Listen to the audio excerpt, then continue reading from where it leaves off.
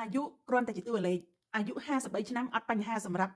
នៃការស្វែងរកគូជាមួយនឹងបុរសជនជាតិបរទេសនៅតាមអនឡាញខ្ញុំពិតជាចូលរួមត្រេកអរបងស្រីដែលជាសមាជិករបស់ខ្ញុំខ្លាំងមែនទែនដែលគាត់មានអាយុដល់53ឆ្នាំដែលជាស្ត្រីមេម៉ាយចាំកូនតែម្នាក់ឯងហើយអត់ចេះអង់គ្លេសទេនិយាយរួមអត់ចេះទាំងអស់តែម្ដងកាលបងស្រីក៏មកចុះឈ្មោះជាមួយខ្ញុំបងប្អូនគឺនៅក្នុងខែ9ថ្ងៃទី9 2022ដែលគាត់ប្រើរយៈពេល3ឆ្នាំជាងហើយគាត់មានការតស៊ូអត់ធ្មត់ខ្លាំងមែនទែនមិនបោះបង់ទីបំផុតគាត់ក៏បានរកស្វែងរកមនុស្សដែលពិតចូលមកជីវិតរបស់គាត់បានយ៉ាងពិតប្រាកដខ្ញុំពិតជារំភើបជាមួយបងស្រីនិងមានមោទនភាពចំពោះបងស្រីដែលគាត់មានការតស៊ូអត់ធ្មត់ខ្លាំងមែនទែនពីព្រោះដោយសារបងប្អូនមួយចំនួនដែលគាត់ជួបបញ្ហាបែបហ្នឹងគាត់បានបោះបង់ហើយអូយខ្ញុំអត់ចេះអង់គ្លេសទេខ្ញុំអាយុច្រើនហើយខ្ញុំចេះចុះជួនកាលមិនទាន់បានចាប់ផ្ដើមផងបោះបង់មួយបាត់ហើយមិនទាន់បានធ្វើផងគឺគិតអវិជ្ជមានបោះបង់បាត់ឬក៏ធ្វើបានតែមួយខែពីរខែមួយឆ្នាំពីរឆ្នាំអត់ជួបអ្នកដែលពិតឬក៏អីអញ្ចឹងទៅគឺយកលេសថាអូយើងមិនបានដូចគេទេមកពីម្ចាស់នេះបានណាតែបងស្រីអត់គិតអញ្ចឹងទេគាត់យករឿងរ៉ាវដែលគាត់ជួបតែប្រហែលមករៀនកែប្រែពីវត្តខ្លួនឯងតស៊ូក្លាហានជាពិសេសជឿជាក់លើខ្លួនឯងរហូតគាត់ក៏បានស្វែងរកមនុស្សដែលពិតចូលមកជីវិតរបស់គាត់នឹងឯងបងប្អូនមើលសារបងស្រីដែលគាត់ផ្ញើសារមកឲ្យខ្ញុំណាបងស្រីអើយបងអរគុណខ្លាំងណាស់មានអូនទៅបងក្លាហានរកឃើញក្តីស្រមៃអើយឥឡូវបងបានជួបមនុស្សល្អហើយគាត់អាយុ68បងអាយុ53គាត់ជាមនុស្សល្អខ្លាំងណាស់គ្រប់បំណុលធនាគារអើយធានាសងមិនឲ្យលំបាកអរគុណអូនបង្រៀនឲ្យបងក្លាហានរកជីវិតដែលល្អ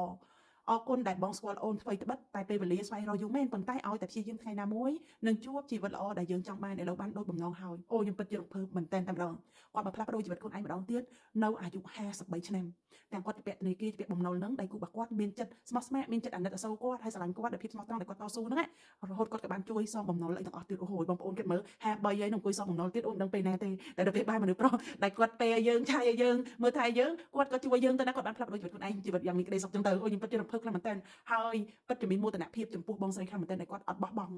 ព្យាយាមរៀនព្យាយាមលេងភាសាមួយខ្ញុំតស៊ូអត់ធ្មត់មិនបោះបង់ទោះបីណានិយាយមិនក៏ដោយរហូតគាត់ដើរទៅដល់គោលបំណងក្តីប្រាថ្នាដែលគាត់ចង់បានពិតប្រាកដណាហើយខ្ញុំពិតជាអរគុណបងស្រីខ្លាំងមែនតើដែលបានផ្ញើរូបភាពផុសតាំងដែលបញ្ជាក់ថាស្នេហាអនឡាញមានពិតប្រាកដជាពិសេសបងស្រីមានគោលបំណងចង់បញ្ជូនបន្តលទ្ធផលរបស់គាត់ដែលគាត់ទទួលបានដែលគាត់ព្យាយាមតស៊ូឲ្យគឺថាស្នេហាអនឡាញមានពិតប្រាកដជាកម្លាំងចិត្តដល់បងប្អូននារីខ្មែរយើងផ្សេងទៀតដែលគាត់មានអាយុច្រើនឬគាត់មិនចេះអង់គ្លេសទេអត់មានការតស៊ូអត់ធ្មត់គ្មានអ្វីបានមកស្រួលទេយើងទ្រាំពិបាកឥឡូវហ្នឹងមួយឆ្នាំពីរឆ្នាំបីឆ្នាំតែនៅពេលដែលយើងបានជួបមនុស្សដែលល្អពិតចូលមកជីវិតរបស់យើងផ្លាស់ប្ដូរជីវិតបដ ாய் តែបើយើងគិតវេសពីអភិបាលហ្នឹងខ្លាចណាស់អញ្ចឹងចុះជីវិតរបស់យើងនៅដដែលជីវិតរបស់យើងដដែលអញ្ចឹងយើងត្រូវតែប្រឹងវាមានតែវិធីមួយពីរ